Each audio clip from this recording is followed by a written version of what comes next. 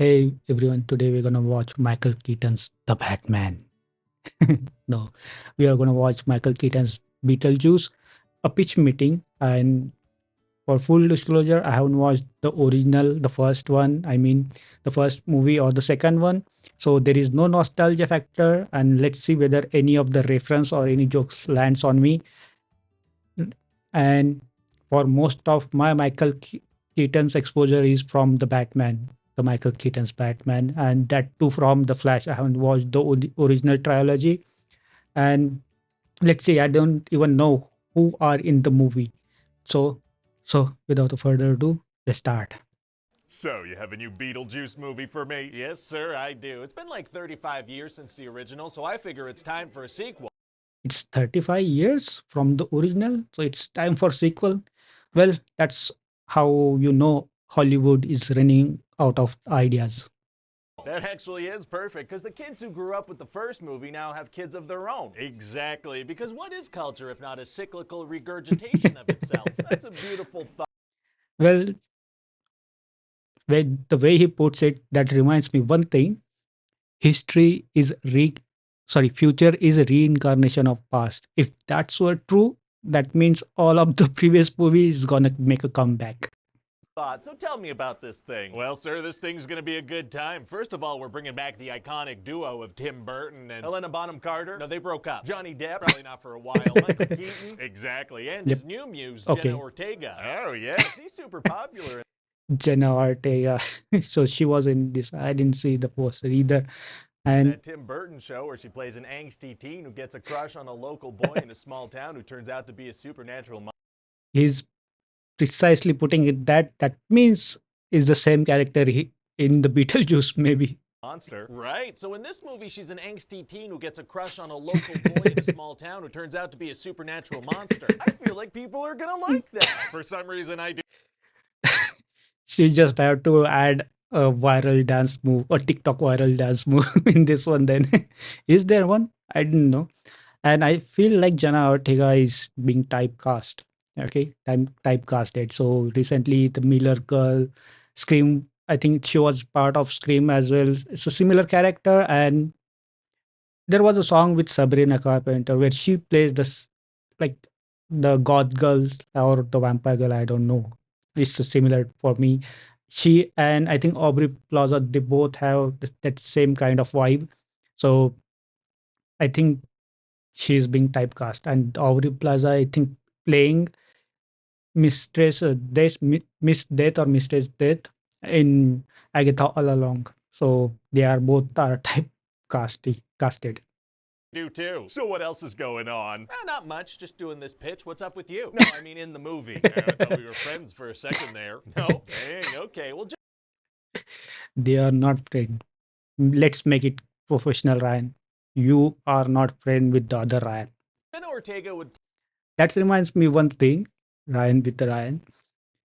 How crazy it would be the real like how crazy it would be if Ryan Reynolds and Ryan Gosling and these two Ryans come together for the pitch.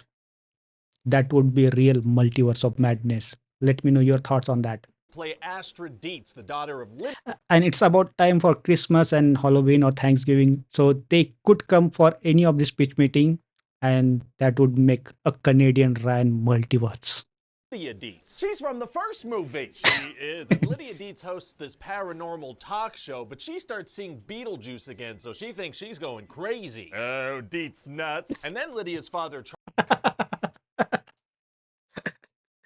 That's how can he think like that, or how can he write like that? He's must be a really skillful writer. Let me try. Peanuts, walnut. What is walnuts? Nothing but a switch. And all my dates are nuts.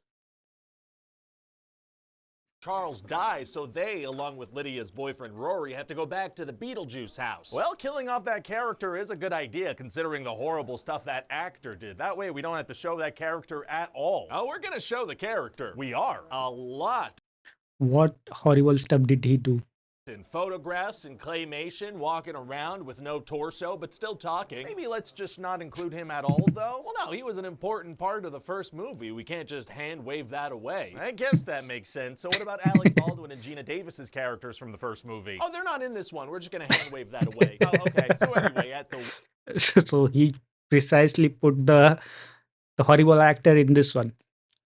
wake, Lydia's douchey boyfriend proposes to her, and she's like, I guess? Does she not like him? Doesn't really seem to. So why say yes? Because I want there to be a wedding scene later in the movie. Got it. So anyway, then Wednesday is gonna storm off and meet a local boy He called her Wednesday without a hesitation.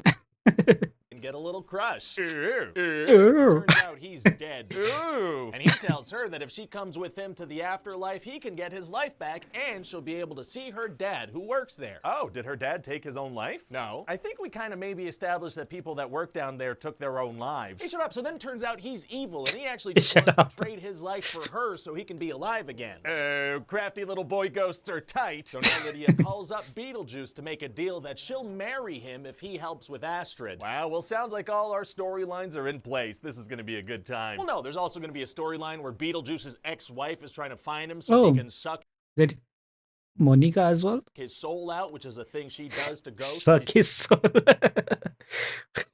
Well, if you cast a hottest actress and you give her the role like that, so she is also being typecasted. Sucks the souls out of ghosts. Yes, and then there's a dead actor turned cop trying to track her down. Oh, okay. Lydia has a pill addiction. Oh, she does. Her mom Delia's gonna end up dying too, and she's trying to track down Charles in the afterlife. Right. Rory only wants to marry Lydia for money. Astrid and Lydia need to fix their mother-daughter 2 minutes. relationship. I gotta say, this is kind of a lot of storylines. Are you Yep. gonna be able to juggle them all well? Sure. Come on.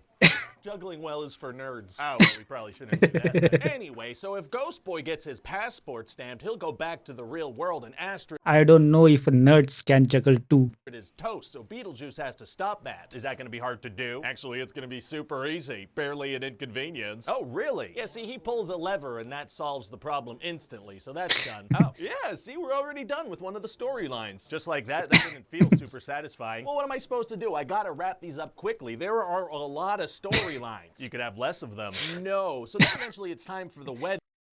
How to clear all the storyline? The Thanos did it really better, like a very efficient way to just snap the finger.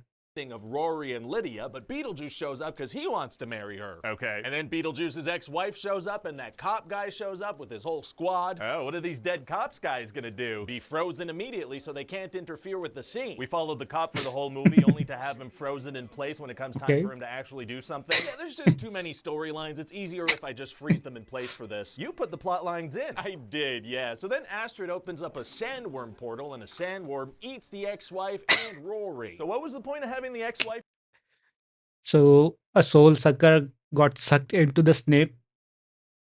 That's what director wanted.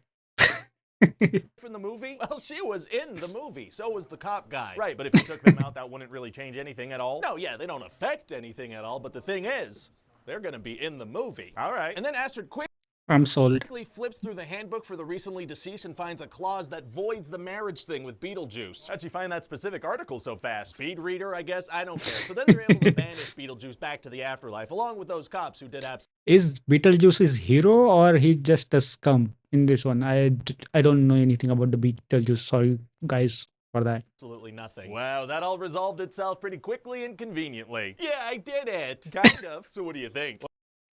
He did it. Well, all of his dialogue delivery is like really, he has the comedic timing. Well, I mean, we have the nostalgia factor going for us, so if that gimmick still gets people to go to theaters, I think we're in good shape. Fingers crossed. Beetlejuice box office hits major milestone, tripling its budget in just 3 weeks. Well, that's official now. Everyone is going to make the remake only because people don't want to go to theater to watch something new, and that's why Hollywood has to resort to the last nostalgia factor. And but there is nothing wrong in it. But if the movie is great, then that doesn't matter.